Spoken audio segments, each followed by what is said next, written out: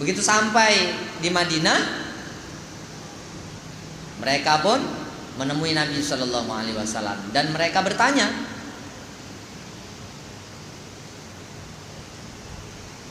Nabi Shallallahu Alaihi Wasallam bertanya kepada orang-orang itu, kepada rombongan sahabat ini. Kemudian kami pun menyampaikan perkara ini kepada Nabi Shallallahu Alaihi Wasallam. Dan Nabi bersabda, siapa yang memberitahu kamu bahwa Al-Fatihah itu adalah ayat ruqyah? Yang memberitahu di kau ini siapa? Bahwa Al-Fatihah ini ayat-ayat jampi.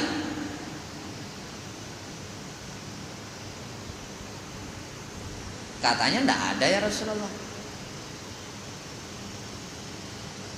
Kami tidak ada yang tahu, bahwasanya di antara kami ini tak ada satu pun yang tahu bahwa Al-Fatihah itu ayat ruqyah. Maka Nabi Sallallahu Alaihi Wasallam telah memberitakan bahwa yang kamu kerjakan itu benar. Dan makanlah, bagilah hadiah yang telah dibagikan oleh kepala kampung itu. Makanlah. Maknanya hasil ruqyah itu halal. Tapi kalau hasil dari perdukunan haram. Cuma dia punya syarat, meruqyah itu tidak diperbolehkan adanya terjadi seperti jual beli. Tidak ada tarifnya. Berapa orang ngasih lah.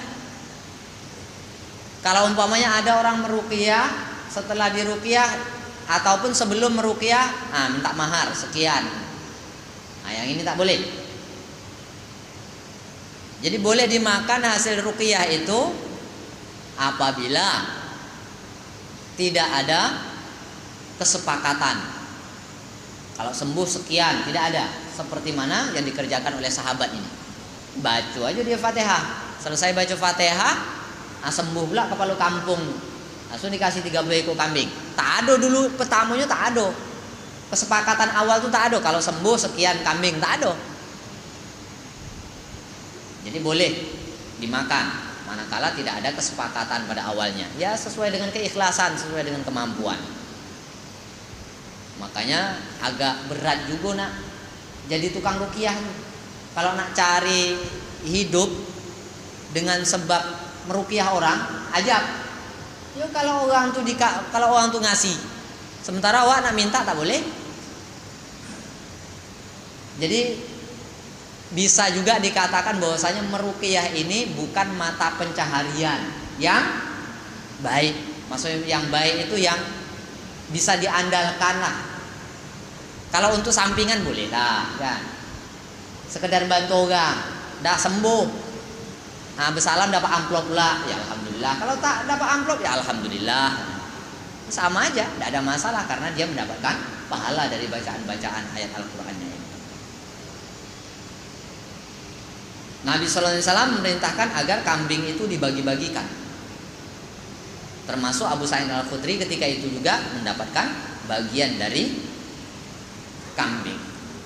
Jadi ini hadis menjelaskan kepada saya, kepada kita bahwa Al-Fatihah menjadi obat bagi penyakit. Di dalam riwayat yang lain diterangkan bahwasanya An Abi Hurairah radhiyallahu anhu anna Rasulullah sallallahu alaihi wasallam qala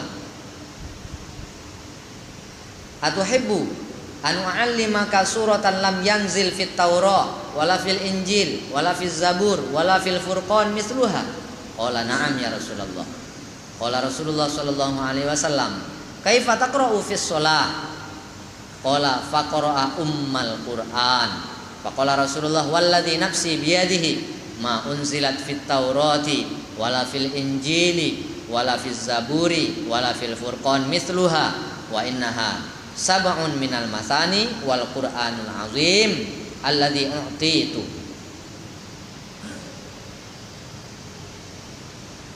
Abu Hurairah telah meriwayatkan bahwa Nabi Shallallahu Alaihi Wasallam telah bertanya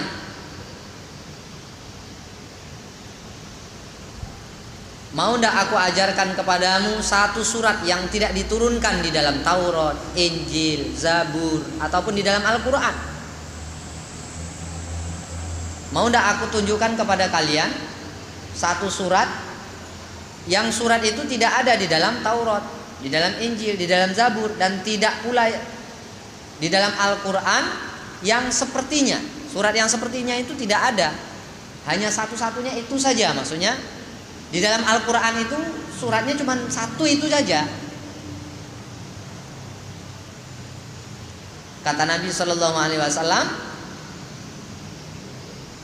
sesungguhnya ia adalah sab'ul masani, ayat yang 7 ayat yang diulang-ulang.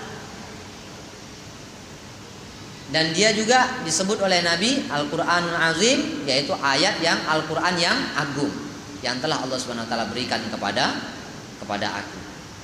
Jadi surah Al-Fatihah ini tidak ada padanannya, tidak ada yang sama, baik pada surat-surat yang ada di dalam Al-Quran itu,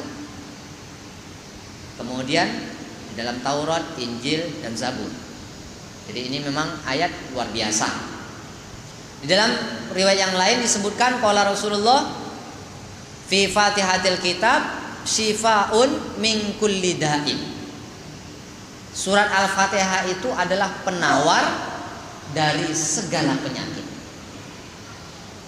kecuali sakaratul maut, kecuali sakit yang menuju kepada kematian.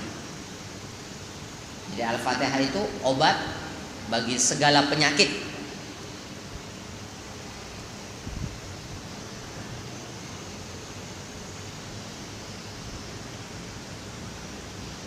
Inilah beberapa hadis yang menjelaskan tentang keutamaan surat Al-Fatihah, agar kita semuanya ketika membaca Al-Fatihah itu ada rasa mengagungkan,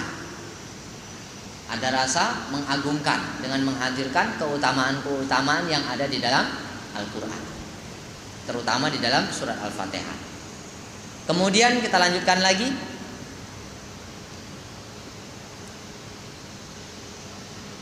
An Abdillah qala ma min baitin yuqra'u fihi suratul Baqarah illa kharaja minhu syaitan walahu doritun. Abdullah telah meriwayatkan bahwa tidak ada satu rumah pun yang di dalamnya dibaca surat Al-Baqarah kecuali setan akan keluar dari rumah itu dengan terkentut-kentut.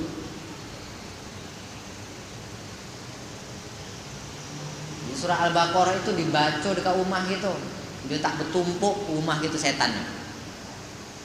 Ketika di dalam rumah kita dibaca surat Al-Baqarah, ya agak lama lah sikit. Baca surat Al-Baqarah itu 1 jam, lebih kurangnya lah. Kalau yang 1 juz 1 jam ya 2,5 jam bacanya.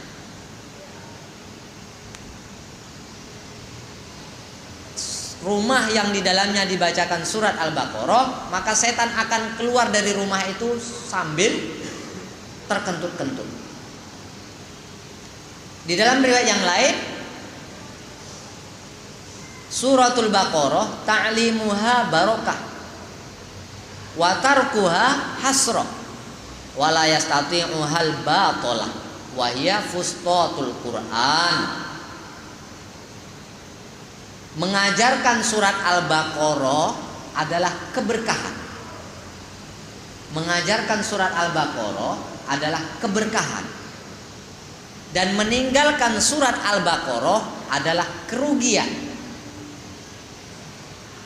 Para penyihir, kata Nabi SAW, para penyihir pun tidak akan sanggup untuk menghadapi surat Al-Baqarah.